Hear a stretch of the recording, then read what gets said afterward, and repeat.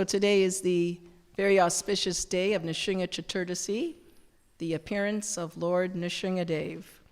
So we're going to take a little time to go through the description of the pastime on how the Lord chose to appear in this very unique form.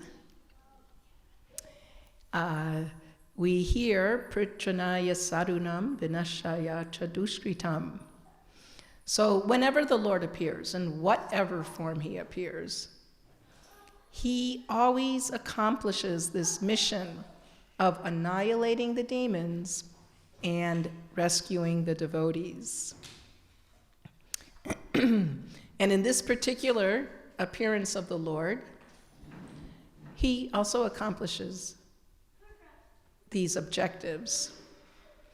But really, this Leela is a love story. Generally, when we think of love stories, we think, oh, a man and a woman, you know. But actually, Lord Kṛṣṇa-Devī appeared to reciprocate love with his devotee Prahlad Maharaj. And it's a very heart-to-heart relationship that they have. So we all know that there's the Das avatars, that the Lord, Bhagavatam says the Lord appears uncountable times, just like the waves on the ocean. If you stand at the shore and you count the waves that come ashore, can you count them?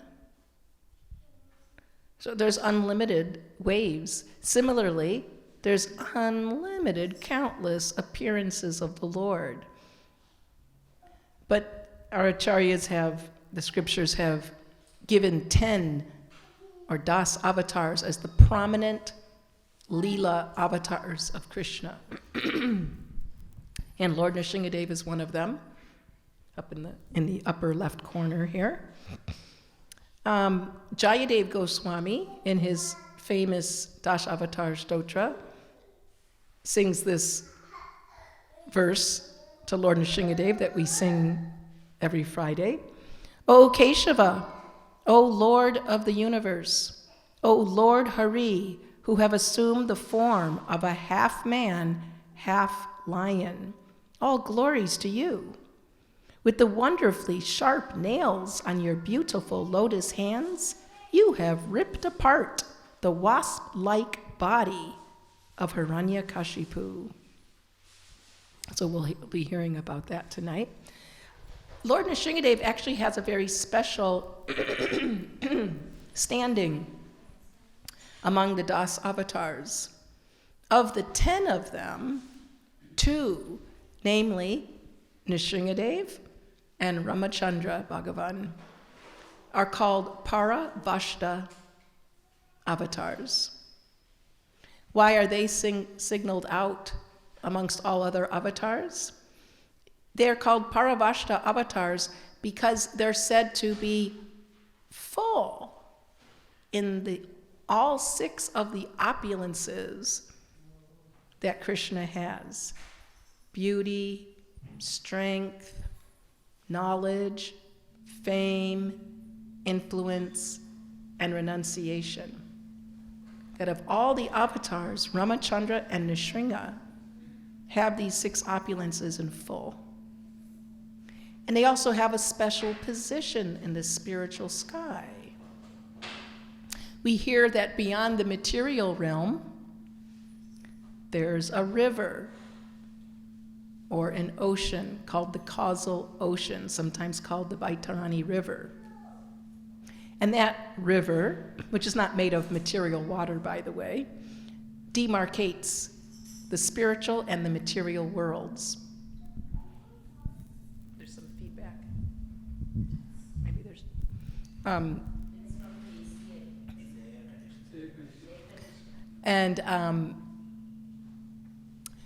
where that causal ocean ends, on the other side is the spiritual sky. Within that spiritual unlimited infinite spiritual sky, there are innumerable Vaikuntha planets. And on every Vaikuntha planet, there's a Vishnu form. So Narayan is like the deity of the Vaikuntha planets. Then we hear that above and beyond all the Vaikuntha planets is Goloka, Krishna's planet. Nrsimhadev and Ramachandra have their abodes outside or beyond the Vaikuntha planets, but not inside Goloka. They are just, like you might say, the suburbs of Goloka. So Ramachandra and Nrsimhadev, very, very special Parabhashta avatars. So, Narada Muni says this about hearing about Lord Nrsimhadev. He says, anyone who with great attention hears this narration concerning the activities of Prahlad Maharaj, the killing of Hiranyakashipu, and the activities of the Supreme Personality of Godhead, Nrsimhadev, surely reaches the spiritual world where there is no anxiety. How many people here would like to reach the spiritual world where there's no anxiety? I hope I see all the hands up. What do we need to do to accomplish that? How do we accomplish going to that spiritual world which is free of all anxieties? Pardon me? Hearing? Well, a little more than hearing. Put a couple of adjectives on there. Yes, that's what we hear. This is an open book exam. It's right there on the slide. It's right there on the slide. What did Narada Muni say? With great attention. And if we're hearing with great attention, we'll answer all the questions correctly. Hearing can be done by anybody who has ears. If you have these physical things called ears, you can hear. Then the next level of hearing is that you hear with your mind. Then the next level of hearing is that you hear with your intelligence. You analyze what you heard and try to understand it. And the highest form of hearing is that you hear with your heart or your consciousness, meaning on the level of realization. So that's a very high level of hearing. But Narada says if we hear with great attention, we will attain that spiritual realm. So now we're going to discuss why the Lord appeared. And it actually begins a long time ago in the spiritual world. So one day, Jai and Vijay, the gatekeepers of Vaikuntha, their job is to not let anybody in that doesn't deserve to come in. You can't, bust the party, break in. So Jai and Vijay were very nicely doing their job. And one day, the 4 Kumara boys, who were no older than 4 or 5 years old, innocent boys, they came to Vaikuntha because they wanted to see Lord Vishnu. But for some reason, Jai and Vijay thought, you're not allowed to enter. When that happened, the little boys got very angry. They threw a temper tantrum, and they cursed Jai and Vijay, that how dare you bar us entrance to Vishnu Loka? We curse you. Now, when a real Brahmana curses, it actually happens. We curse people all the time, left, right, and center. We're cursing people out of anger, but nothing comes of it. But a real Brahmana curses somebody, it becomes reality. So he cursed Jai and Vijay that you deserve to take birth as asuras. So it turns out Jai and Vijay took 3 demonic births. So first they took birth as the twin brothers, Hiranyakashipu and Hiranyaksha, back in Satya Yuga.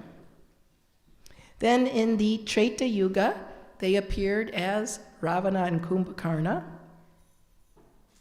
Then in Dwapara Yuga, at the end of the Dwapara Yuga, they appeared as Shishupal and Dantavakra. Then they made an encore appearance, not as demons, but as fallen brahmanas, as Jagai and Madai in Kali Yuga, so that they could actually get the mercy of Lord Nityananda and Lord Chaitanya and actually become pure devotees of the Lord. So when Jai and Vijay were thus cursed, they had to fall to planet Earth and take birth. So in their births as Hiranyakashipu and Hiranyaksha, their parents were Kashyapa and Diti. Diti requested to bear some children, but Kashyapa told her, this is not the right time. It's an inauspicious time to beget a child. Please be patient for a more astrologically auspicious time to arrive. She was not patient. She insisted, I have to beget a child right now. All right, so be it. And they ended up having, in her womb, she begot Hiranyaksha and Hiranyakashipu. Now, when these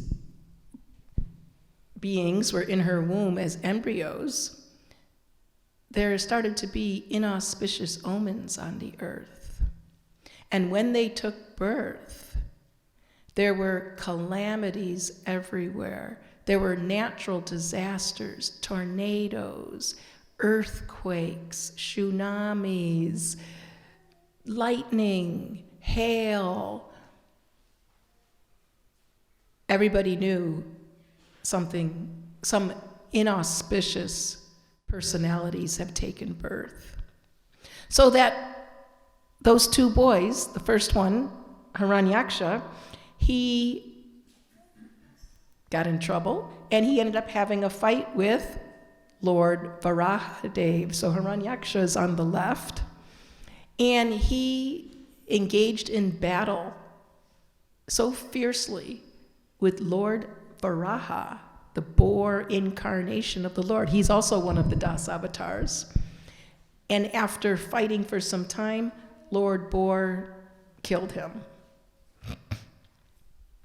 When he killed him, Hiranyakashipu became very, very angry.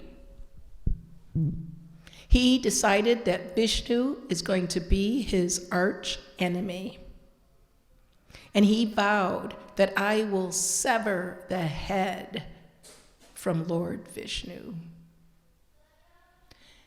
In order to perform such a great feat, he understood, I'm going to have to perform some austerities, because that's how one gets power. That's how one gets some Shakti, is they perform great austerities. So Hiranyakashipu proceeded to do so. And for a long time, Hiranyakashipu stood on the toes of his feet. Try doing this for more than 60 seconds.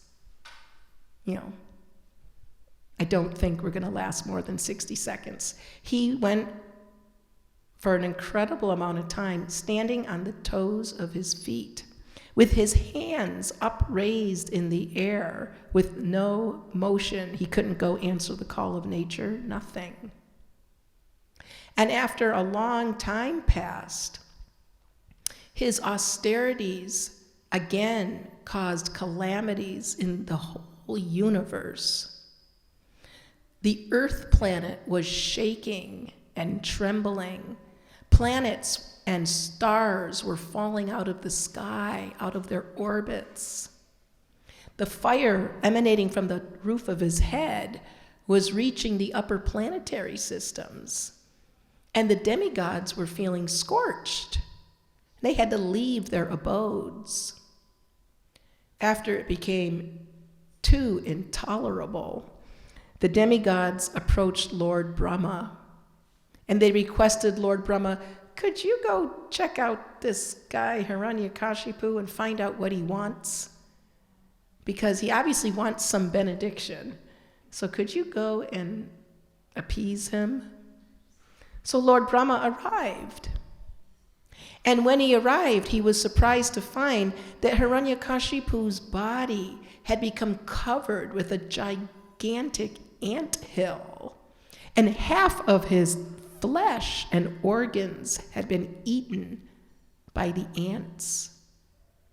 And he said, my dear son, what are you performing these austerities for? You must have a really strong desire. What is that desire? So Hiranyakashipu virtually asked to be immortal. He said like this, don't let me meet death from any living entity you've created.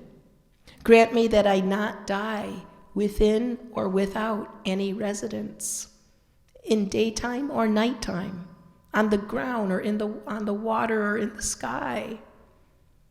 Grant that my death not be done by any being created, by someone other than you, or by any weapon, human being, or animal. Grant that I not meet death from any living or non-living entity, by demigods or demons, or from the great snakes from the lower planets. So virtually, he covered all his bases so that he could be immortal. So Lord Brahma said, okay, so be it. And he gave him this benediction. After performing his great austerities, Hiranyakashipu was blessed by Brahma to have an invincible body. Hiranyakashipu started to terrorize the entire universe. He ordered his servants to go to those places where the cows are being protected and burn them. Go to those places where the brahmanas are peacefully being protected and burn them. Go to those places where the Vedas are being studied and burn them. Cut all the trees at their roots so that there would be no fruit-bearing trees or flower-bearing trees. Like this, he thought, I will destroy Vishnu by destroying Brahminical culture, destroying the Vedas, the Brahmanas, and the cows. The demigods were so upset, they turned to Lord Vishnu and appealed to him, please do something about this terrorist. You know, we think we have terrorists on this planet. Nothing compared to Hiranyakashipu, who terrorized the whole universe. So Lord Vishnu said, I know all about the activities of Hiranyakashipu and shall surely stop them very soon. Please wait patiently until that time. And then he says, when one is envious of the demigods, of the Vedas, of the cows, of the Brahmanas, of the Vaishnavas, and of religious principles, and ultimately of me, he and his civilization will be vanquished without delay. Do you know any countries or civilizations that are envious of the demigods? Meaning, we don't offer them yagyas, we don't perform sacrifices to appease the demigods, who are envious of the Vedas. We were discussing last night how truths are there in the Vedas, and people just say, oh, it's all fairy tales, it's just all made up. But as soon as the scientists come by and verify something that the Vedas say, then all of a sudden, oh yes, we accept that knowledge. This is scientific. So all of modern society across this whole planet are envious of the demigods, of the Vedas, of the Brahmanas, of the Vaishnavas, of religious principles, and the cows. So Vishnu says, any such civilization will be vanquished without delay. And then he said, when Hiranyakashipu teases my great devotee Prahlad, who happens to be Hiranyakashipu's son, that will be the last straw. At that time, I shall kill Hiranyakashipu immediately. So this was his promise to the demigods. You can go that far, but as soon as you offend his devotees, story's over. Meanwhile, while Hiranyakashipu was performing all these austerities and getting his great strength, Hiranyakashipu's wife, Kayadu, was pregnant with their fourth child. So while he was away performing all these austerities, she received shelter at Narada Muni's ashram. And while she was there, Narada Muni constantly spoke transcendental knowledge to her. And as we learn in the Bhagavatam, the child in the womb from the 7th month of pregnancy forward can completely hear the sound vibrations from outside. So the child in the womb was none other than Prahlad, and he heard all that transcendental sound vibration in Kṛṣṇa-kathā. So when he took birth, he was already Krishna conscious. So like good parents, Hiranyakashipu and Kayadu sent Prahlad to school when he was 5 years old. And I'm sure most parents have this experience. The child comes home from school and you say, what did you learn from your teachers? My father used to ask me that all the time. What did you learn in school today? And I'd say, nothing. And then he'd say, then why are we sending you to school? And I'd say, yeah, why don't you tell me? So similarly, Hiranyakashipu asked little Prahlad, what's the best lesson that you've learned from your teachers? And Prahlad said, the subjects of self-realization and devotional service, because that's what he had heard from Narada. Hiranyakashipu got a little upset, and he called the teachers in, Shanda and Amarka, and he said, what kind of school are you running? It seems that Vaishnavas are sneaking into the school and contaminating my son Prahlad with Krishna consciousness. Vishnu's my enemy. I don't want him learning that kind of stuff. Now you two take him back to school and do a very careful job to make sure no Vaishnavas sneak in and pollute my child.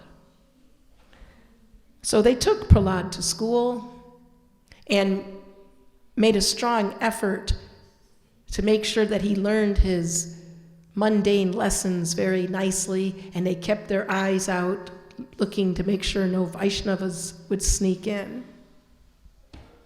So after some time of being at the school, Hiranyakashipu again asked his son, what is the best thing that you have learned? And Prahlad, being very straightforward, non-duplicitous, and honest, he recited this very famous verse, and those of you who wish, we can chant it together. Shravanam kirtanam Vishnu smaranam padasevanam archanam vandanam dasyam sakyam atma nivedanam itipum sarpita Vishnu bhaktischem navalakshana Kriyeta Bhagavat Yada Tanmanye Ditamuttamam. Hearing and chanting about the transcendental holy name, form, qualities, paraphernalia, and pastimes of Lord Vishnu. That's Shravanam and Kirtanam. Remembering them, Smaranam. Serving the lotus feet of the Lord, Padasevanam. Offering the Lord respectful worship with 16 types of paraphernalia, that's Archanam. Offering prayers to the Lord, Vandanam. Becoming his servant, Dasyam. Considering the Lord one's best friend, Sakyam. And surrendering everything unto him, Atmanivedanam. These 9 processes are accepted as pure devotional service.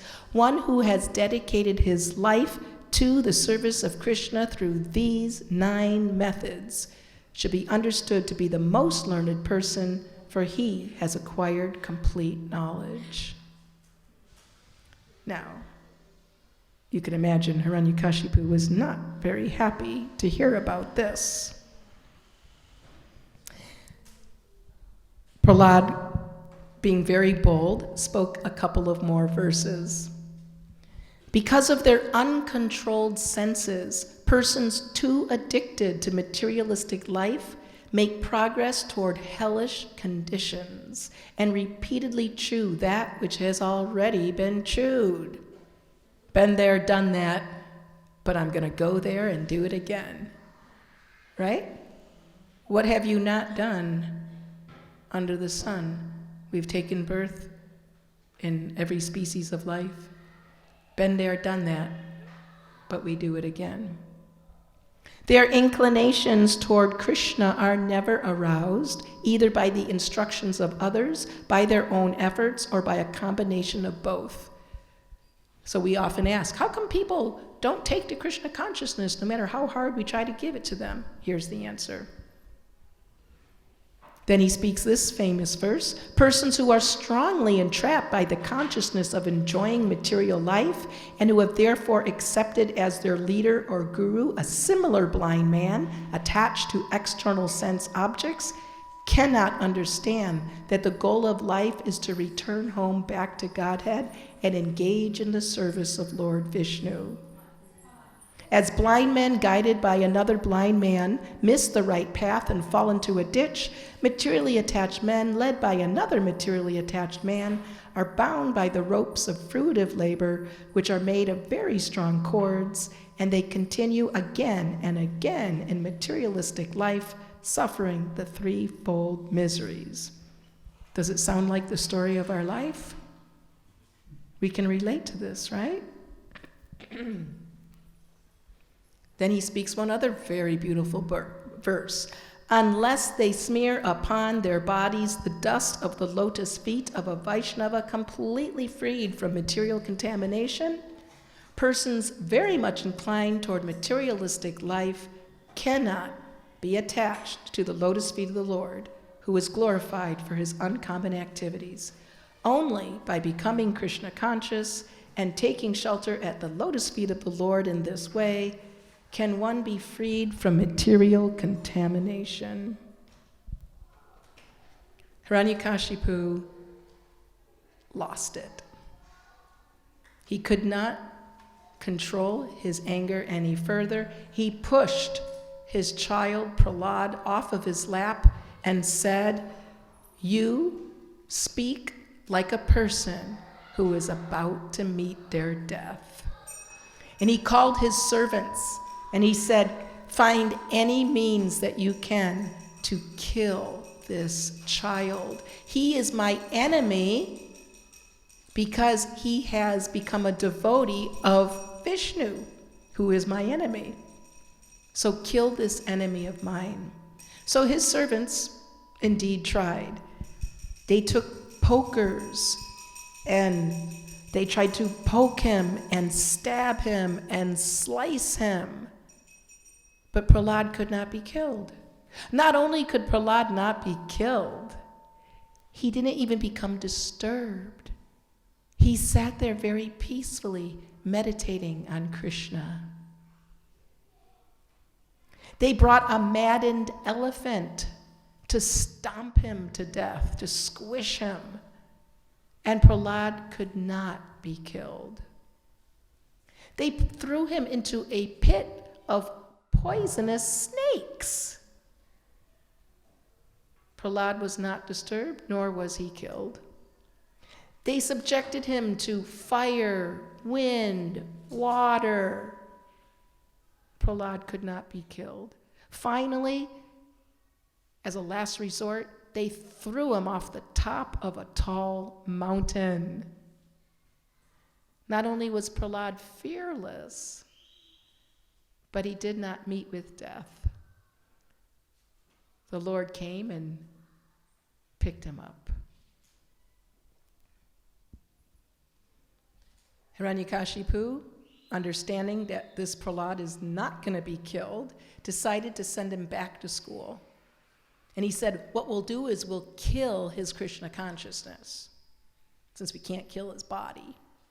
So you teachers, Shanda and Amarka, you better get with it and deprogram him from this Krishna consciousness and brainwash him with the teachings of mundane topics, dharma, artha, kama. But what happened was that whenever the teachers would be missing from the Gurukula, they went home to take care of household affairs, Prahlād decided to teach his schoolmates. So he turns to his schoolmates and he speaks many wonderful instructions to them. Very straightforward, bold preaching. He tells the sons of the demons, one who is sufficiently intelligent should use the human form of body from the very beginning of life, in other words, from the tender age of childhood, to practice the activities of devotional service, giving up all other engagements. This human body is very rarely achieved.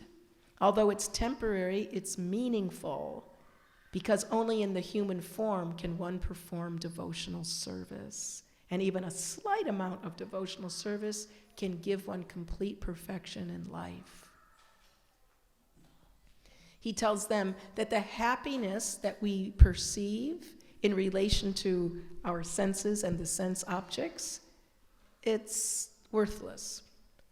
It's automatically obtained without endeavor, just as we obtain distress. Nobody tries for distress, but it comes. So why do we have to try for happiness? It will also come on its own accord. He speaks to them about money because are getting trained on how to make money. So he tells the boys, oh, money is so dear, it's actually considered sweeter than honey.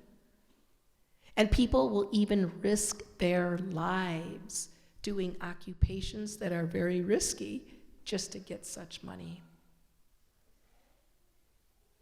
And in this material world, everyone wants to increase their happiness, diminish their distress. But the more we try for happiness, that's when distress actually comes. The more we try for it, the more we get distress. The teachers came back, and they found the boys jumping up and down and dancing in kirtan because they were following Prahlād's lead. When the teachers saw this, they had no recourse but to report back to Hiranyakashipu. Hiranyakashipu became livid. He said, that's it. That's the final straw. I personally will kill Prahlād because you people are incompetent at teaching him and my servants are incompetent at killing him. I will personally kill him. But Prahlād said, but you can't kill me. He said, what do you mean I can't kill you? You want to watch and see me do it? No, you can't kill me because my Lord is going to protect me. Where is your Lord? He's everywhere, Father. As he was speaking like this, he told his father some instructions that didn't please his father. He told his father, give up your anger. Don't look at some as enemies and some as friends. Have an equal vision for all beings. Then, when you come to that level of equality, you can actually worship the Lord. Well, that's the last thing that Hiranyakashipu wanted to do. So he said, no, I am going to kill you right now, and let me see your Lord protect you. Oh, yes, he will. He's everywhere. He's everywhere. Is he in this pillar? Of course he's in the pillar. I can see him. So Hiranyakashipu took his weapon and smashed the pillar, and Lord Nrsimhadev, half man and half lion, very ferociously appeared from that pillar, causing Hiranyakashipu to be a little amazed. Pretty scary, pretty scary appearance of the Lord, at least for the demons. Hiranyakashipu tried his best to fight with the Lord. The Lord let him feel like he was going to win, but at a certain point he said, I've had enough of this. And he took Hiranyakashipu upon his lap, and with the sharp nails on his end of his fingers, he ripped Hiranyakashipu's abdomen apart. And he took the intestines that were inside and draped them over his neck like a garland. In this way, he kept Lord Brahma's benediction as truth, because he killed Hiranyakashipu not inside or outside the building, but on the threshold. Not in the day or the night, but at dusk. Not with a weapon, but with his own nails. Not by a creature created by Brahma, but as Vishnu himself. Not as a man or an animal, but as a half man, half animal. Not on the earth, on the water, or on the sky, in the sky, but on his lap. So in this way, Lord Nrsimhadev, in a very tricky way, killed Hiranyakashipu. Then he turned in great anger to Hiranyakashipu's large army, and just by waving his nails back and forth, they severed the heads off all the warriors like very sharp razors. He then sat on the throne that Hiranyakashipu was sitting on, and his anger would not go away. He was just on fire with anger. Many of the demigods turned to the Lord and tried to offer prayers of appeasement to make him cool down. They were so scared of him. But even Lakshmi Devi couldn't cool down Nrsimhadev. So then they pushed forward little Prahlad. Prahlad, it's your fault that he got angry like this. You're the one who brought this all on. Why don't you go and pacify the Lord? So fearless little Prahlad walked right up to Lord Nrsimhadev and approached him. And this is a very nice prayer we can recite together. Om Namo Bhagavate Tubhyam Purushaya Mahatmane Haraye Buddha Singhaya Brahmane Paramatmane. O my Lord, full of 6 opulences, O Supreme Person, O Supreme Soul, killer of all miseries, O Supreme Person in the form of a wonderful lion and man, let me offer my respectful obeisances unto you. He was not afraid by Lord Nrsimhadev's sharp nails, his fierce mouth, his long teeth, the blood-stained mane. He was not scared by any of his roaring. Nothing scared him. Rather, he said, what I am afraid of is my condition here in this material world, because I have the association of demons. This is what I'm afraid of.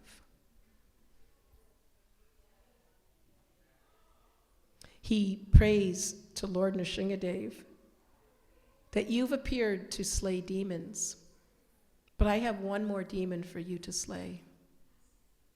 And that demon is the storehouse of material desires in my heart. You please slay that. Let there be no material desires in my heart. I'm not going to go through all these prayers since we're out of time. He prays that you please put me in touch with your pure devotee so that I can serve your pure devotee. And we'll end with this slide. Narada Muni says, one who hears and chants this narration about the omnipotence of the Supreme Personality of Godhead, Vishnu, is certainly liberated from material bondage without fail. So thank you for hearing this narration, which we only told in a very brief and succinct form. There's many details to this Leela, but we wanted to keep it within time. And there's 5 chapters in the 7th canto on this Leela. We also have one very nice book called Prahlad. This is not a children's book. It's for readers 15 or above. And it's very beautifully done by Prabhupada's disciple, Dayananda Prabhu. And it's a novel form. It's in the form of a novel. And it's very, very blissful to read with lots of nice details. And it's a very fast-moving, like, drama. So if anybody's interested, we have copies to distribute tonight. We encourage you to hear more about Lord Nrsingadev. So we'll stop there and see if anybody has any questions, comments, or anything they would like to add.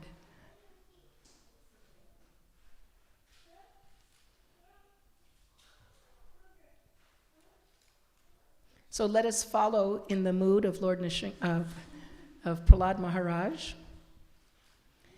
His biggest quality, Prahlad's biggest quality, is his faith in the Lord. He never, ever lost faith. We notice how our faith is lost very easily. Some calamity happens to us, some bad luck comes our way, some trauma comes our way. We want to immediately abandon our devotion to the Lord. But Prahlad, he couldn't be budged from his position. So let us take this opportunity today to meditate on Prahlad. Prahlad reached perfection by which process of the 9 processes of devotional service? Which of the 9 processes did Prahlad Maharaj? By smaranam, or remembrance. He always was remembering the Lord. So we can try to always remember Prahlad and his qualities, and in this way also achieve perfection. So if there's nothing else to add, Damodar Nanda Prabhu. So, Motherji, these 9 processes of bhakti actually given by Prahlad Maharaj. So, can one attain perfection in bhakti by just following one of the 9 processes? Yeah. Do we have to do all 9? Yes. Do we have to do them in that Prabhupada was asked that same question. Out of the 9 practices of devotion, of bhakti, do we have to do all 9 of them, or 7 of them, or 5? How many do we have to do? Prabhupada said, if you can even do 1 perfectly. We generally try to do all 9, but if one perfects 1 of them, that is sufficient. He stressed, of course, hearing and chanting in this age, because if we don't do Shravanam and Kirtanam, how are you going to remember? How are you going to practice Smaranam if you're not doing Shravanam and Kirtanam? What are you going to remember? Yeah, what good is your Archanam or your Puja? What good is your prayers, Vandanam? They'll just be treating God like Santa Claus. Give me this, give me that. So we have to put our emphasis on Shravanam and Kirtanam, but in theory, yes, any process which one engages in perfectly awards them perfection. But Shravanam and Kirtanam is what allows one to perform the other processes perfectly. Okay, anything else? Otherwise, we'll stop here. What's the next part of the program? Prasadam. No other questions? Thank you very much. Shri Lakshmi Nrsimhadev, Prahlad Maharaj Ki Jai, Srila Prabhupada Ki Jai. So thank you, Dānakeli.